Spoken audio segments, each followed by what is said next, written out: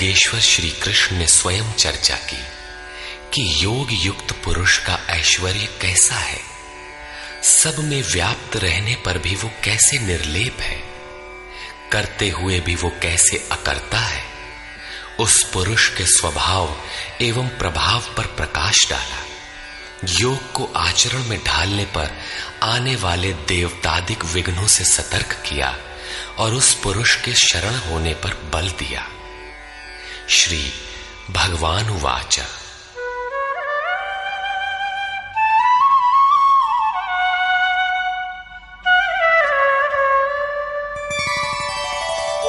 इदन्तु ते गुह्यतमं प्रवक्ष्याम्यनसूयवे ज्ञानं विज्ञानसहितं यज्ञात्वा मोक्ष्यसे शुभात्। योगेश्वर श्री कृष्ण ने कहा, अर्जुन, असूया अर्थात डाह ईर्ष्या रहित तेरे लिए मैं इस परम गोपनीय ज्ञान को विज्ञान सहित कहूंगा, अर्थात प्राप्ति के पश्चात महापुरुष की रहनी के साथ कहूंगा कि कैसे वो महापुरुष सर्वत्र एक साथ कर्म करता है, कैसे वो जागृति प्रदान करता है, रथी बनकर आत्मा के साथ कैसे सदैव रहता है। यत् ज्ञात्वा, जिसे साक्षात जानकर तू दुख रूपी संसार से मुक्त हो जाएगा। वो ज्ञान कैसा है, इस पर कहते हैं, राजविद्या राजगुह्यं पवित्रमिदमुत्तमं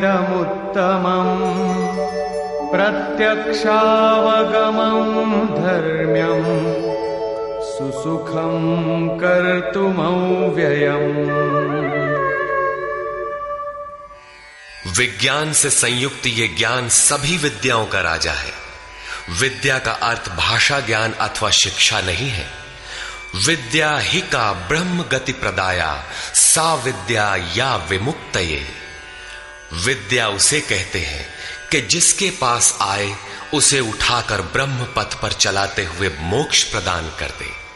यदि रास्ते में रिद्धियों सिद्धियों अथवा प्रकृति में कहीं उलझ गया तो सिद्ध है कि अविद्या सफल हो गई। वो विद्या नहीं है। ये राजविद्या ऐसी है जो निश्चित कल्याण करने वाली है।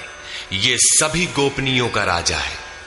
अविद्या और विद्या के अवगुंठन का अनावरण होने पर योग युक्तता के पश्चात ही इससे मिलन होता है। ये अति पवित्र, उत्तम और प्रत्यक्ष फल वाला है। इधर करो उधर लो, ऐसा प्रत्यक्ष फल वाला है। ये अंधविश्वास नहीं है कि इस जन्म में साधन करो, फल कभी दूसरे जन्मों में मिलेगा। ये परम धर्म परमात्मा से संयुक्त है।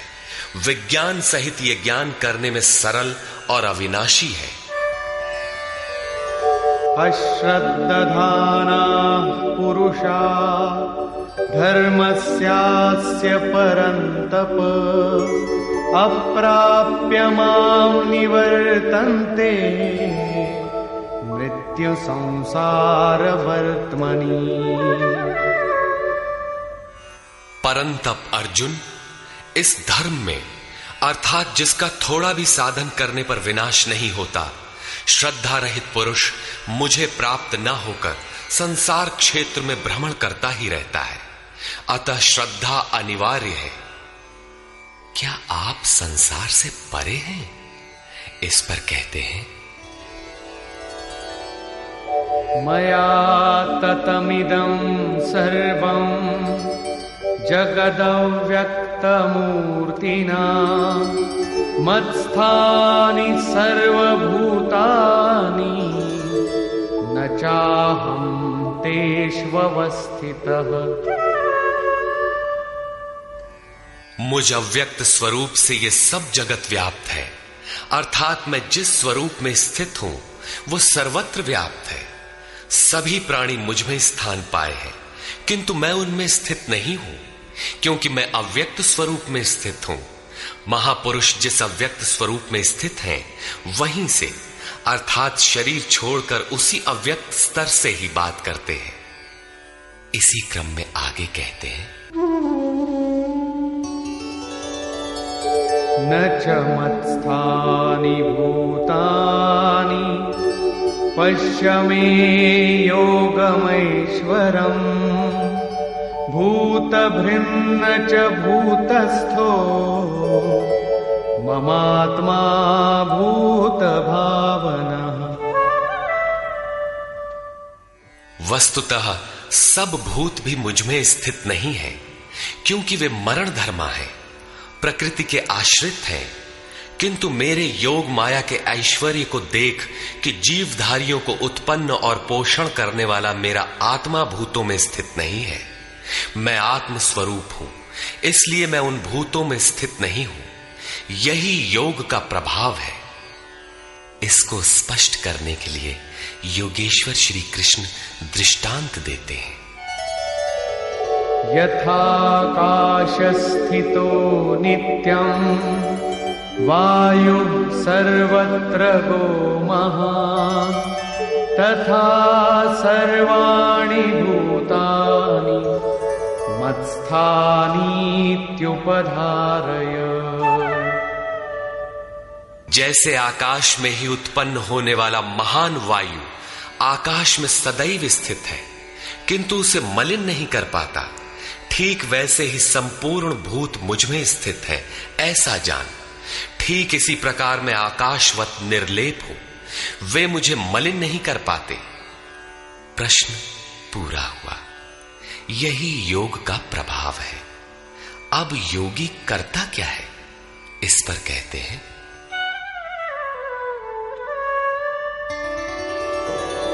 सर्वभूतानि कौन्तेय प्रकृतिं यान्ति मामिकाम् कल्पक्षये पुनस्तानि कल्पादौ विसृजाम्यहम्।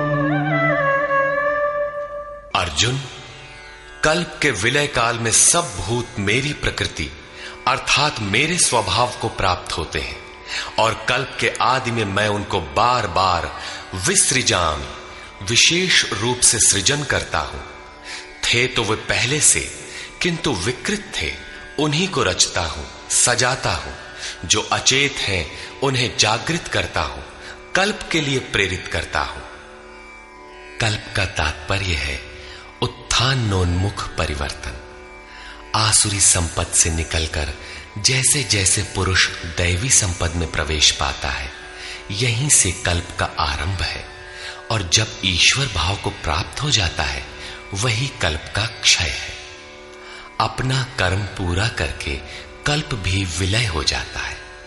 भजन का आरंभ कल्प का आदि है, और भजन की पराकाष्ठा जहां लक्ष्य विदित होता है, कल्प का अंत है। जब ये प्रत्यगात्मा योनियों के कारणभूत राग द्वेषादि से मुक्ति पाकर अपने शाश्वत स्वरूप में स्थिर हो जाए, इसी को श्री कृष्ण कहते हैं कि वो मेरी प्रकृति को प्राप्त होता है। जो महापुरुष प्रकृति का विलय करके स्वरूप में प्रवेश पा गया, उसकी प्रकृति कैसी? क्या उसमें प्रकृति शेष ही है? नहीं। अध्याय 3 के 33वें श्लोक में योगेश्वर श्री कृष्ण कह चुके हैं कि सभी प्राणी अपनी प्रकृति को प्राप्त होते हैं। जैसा उनके ऊपर प्रकृति के गुणों का दबाव है, वैसा करते हैं। और ज्ञानवानपि, प्रत्यक्ष दर्शन के साथ जानकारी वाला ज्ञानी भी अपनी प्रकृति के सदृश चेष्टा करता है। ये पीछे वालों के कल्याण के लिए करता है। पूर्ण ज्ञानी तत्व स्थित महापुरुष की रहनी ही उसकी प्रकृति है। वो अपने इसी स्वभाव में बरतता है। कल्प के क्षय में लोग महापुरुष की इसी रहनी को प्राप्त होते हैं। महापुरुष के इसी कृतित्व पर पुनः प्रकाश डालते हैं। प्रकृतिं स्वामवष्टभ्य विसृजामि पुनः पुनः भूतग्राममिमं कृत्स्नम् अवशं प्रकृतेर्वशात्।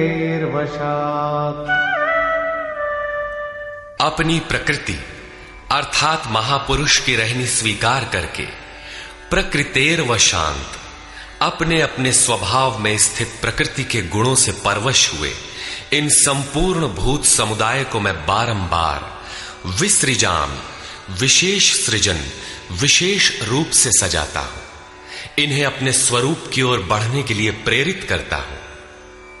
तब तो आप इस कर्म से बंधे हैं। न च मां तानि कर्माणि निबध्नन्ति धनञ्जय, उदासीनवदासीनम् असक्तं तेषु कर्मसु। अध्याय 4 के 9वें श्लोक में योगेश्वर श्री कृष्ण ने कहा था कि महापुरुष की कार्य प्रणाली अलौकिक है। अध्याय 9 के 4थे श्लोक में बताया, मैं अव्यक्त रूप से करता हूं। यहां भी वही कहते हैं, धनंजय, जिन कर्मों को मैं अदृश्य रूप से करता हूं उसमें मेरी आसक्ति नहीं है। उदासीन के सदृश स्थित रहने वाले मुझ परमात्म स्वरूप को वे कर्म नहीं बांधते, क्योंकि कर्म के परिणाम में जो लक्ष्य मिलता है उसमें मैं स्थित हूं, इसलिए उन्हें करने के लिए मैं विवश नहीं हूं। ये तो स्वभाव के साथ जुड़ी प्रकृति के कार्यों का प्रश्न था। महापुरुष की रहनी थी, उनकी रचना थी। अब मेरे अध्यास से जो माया रचती है वो क्या है? वो भी एक कल्प है। मयाध्यक्षेण प्रकृतिः सूयते सचराचरम्, हेतुनानेन कौन्तेय जगत् विपरिवर्तते। अर्जुन, मेरी अध्यक्षता में अर्थात मेरी उपस्थिति में सर्वत्र व्याप्त मेरे अध्यास से ये माया अर्थात त्रिगुणमयी प्रकृति, अष्टधा मूल प्रकृति और चेतन दोनों चराचर सहित जगत को रचती है, जो क्षुद्र कल्प है, और इसी कारण से यह संसार आवागमन के चक्र में घूमता रहता है। प्रकृति का यह क्षुद्र कल्प जिसमें काल का परिवर्तन है, मेरे अध्यास से प्रकृति ही करती है, मैं नहीं करता। किंतु 7वें श्लोक का कल्प आराधना का संचार एवं पूर्ति पर्यंत मार्गदर्शन वाला कल्प महापुरुष स्वयं करते हैं। एक स्थान पर वे स्वयं करता है जहां वे विशेष रूप से सृजन करते हैं। यहां कर्ता प्रकृति है, जो केवल मेरे आभास से ये क्षणिक परिवर्तन करती है, जिसमें शरीरों का परिवर्तन, काल परिवर्तन, युग परिवर्तन इत्यादि आते हैं। ऐसा व्याप्त प्रभाव होने पर भी मूढ़ लोग मुझे नहीं जानते। यथा अवजानन्ति मां मूढ़ा मानुषीं तनुमाश्रितम्, परं भावमजानन्तो मम भूतमहेश्वरम्। संपूर्ण भूतों के महान ईश्वर रूप मेरे परम भाव को न जानने वाले मूढ़ लोग मुझे मनुष्य शरीर के आधार वाला और तुच्छ समझते हैं। संपूर्ण प्राणियों के ईश्वरों का भी जो महान ईश्वर है, उस परम भाव में मैं स्थित हूं, किंतु हूं मनुष्य शरीरधारी। मूढ़ लोग इसे नहीं जानते, वे मुझे मनुष्य कहकर संबोधित करते हैं। उनका दोष भी क्या है? जब वे दृष्टिपात करते हैं तो महापुरुष का शरीर ही तो दिखाई पड़ता है। कैसे वे समझे कि आप महान ईश्वर भाव में स्थित हैं? वे क्यों नहीं देख पाते? इस पर कहते हैं,